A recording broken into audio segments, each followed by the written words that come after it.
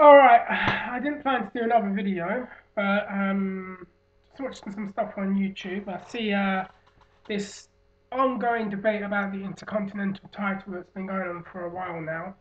Um, so I thought I'd chime in and uh, pass on my thoughts on this. This is actually a video response to LV, so anyone who wants to think this is me making some kind of attack or something, that's not what it is. It's just for the purpose of a debate. This is also, to what I've now just realized, the proper response to the video I did ages ago, which cut out in 2 minutes. Anyway, LV's been saying, in his opinion, it's his opinion, that he doesn't think established guys can bring prestige to a mid-card title. And I could see his point. I could see his point to some extent, but to another extent, I also kind of disagree with him. I disagree with him because I think the established guys, and it depends on who you view as an established guy or what established guys you want to use. But I think there are some established guys within the WWE that can bring prestige to mid card titles and also be the guys to help elevate the newer talent and help them look like they could be the guys that make the switch over into the main event scene. Um, this is how I see it. Now, I know in the debate that a lot of people have been saying, well, Mr. Perfect was never an established guy.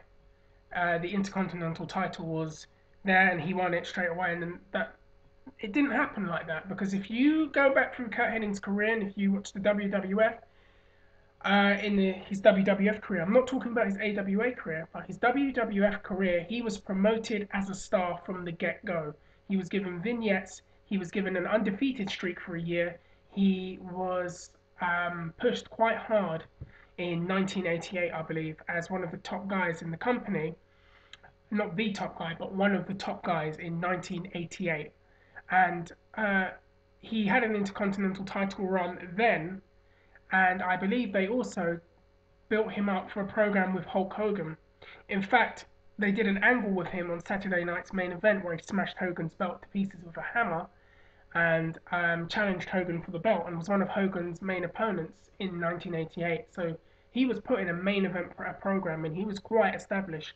And if you even go through even further into that, he was part of the build up to the Hulk Hogan Ultimate Warrior program for WrestleMania. He was a big part of that build, and I also believe he was one of the last guys in the Royal Rumble. I think it was 1990 with Hogan, so he was quite established before the Bret Hart thing came in.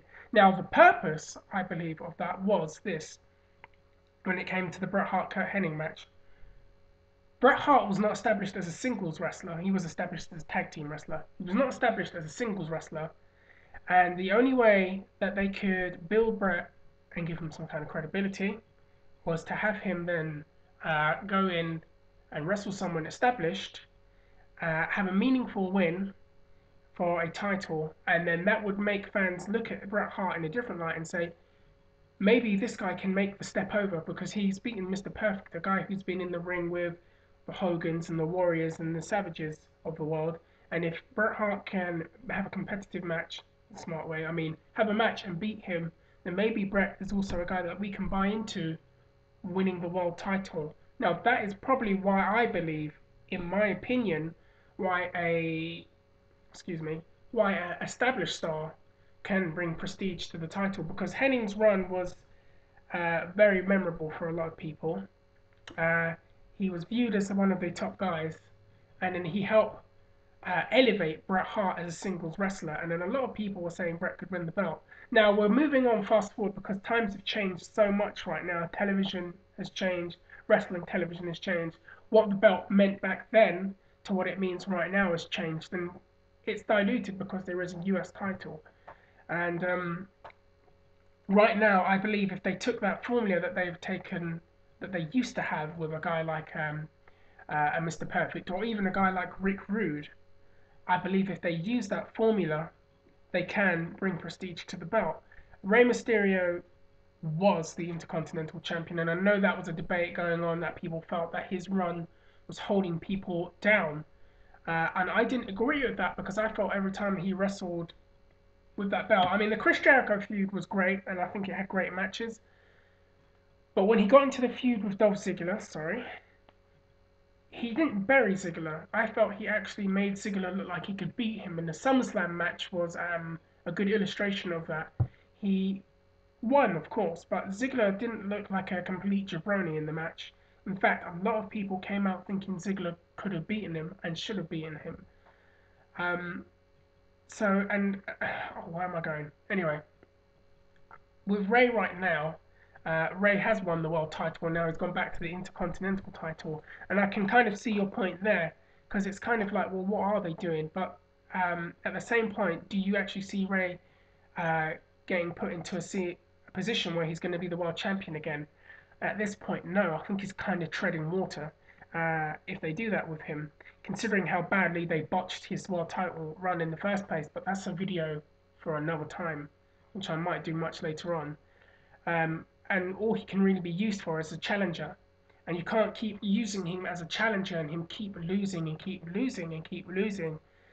So I think the best thing for them to do with Ray is to have a long run with the belt because that's the best option they can use with Ray. And in addition to that, the fans care about Ray. He's over. He's one of the biggest stars in the company. And something that Ray will, anything that Ray does, the fans will care about. Anything involving Ray, the fans tend to care about. And I think if they're going to rebuild the Intercontinental title, using an established star like Ray can help bring some prestige to the belt and help elevate someone like a Dolph Ziggler or a John Morrison or a Primo Cologne or an Evan Bourne. And I think eventually after, well, when Ray gets back from his suspension, he's just lost the belt. But I mean, I think if this hadn't have happened and once Ray had lost the belt to Ziggler, it would depend on what they've done with Dolph Ziggler next. So, anyway, this is more like a ramble and a rant almost. This is a video response. I'm sure this debate's going to go back and forth, and you know what? I'd really love it too, because I think it's about time we had this on YouTube. Anyway, let me know what you think. This is a video response to you, LV, and well, I hope you accept. Thanks.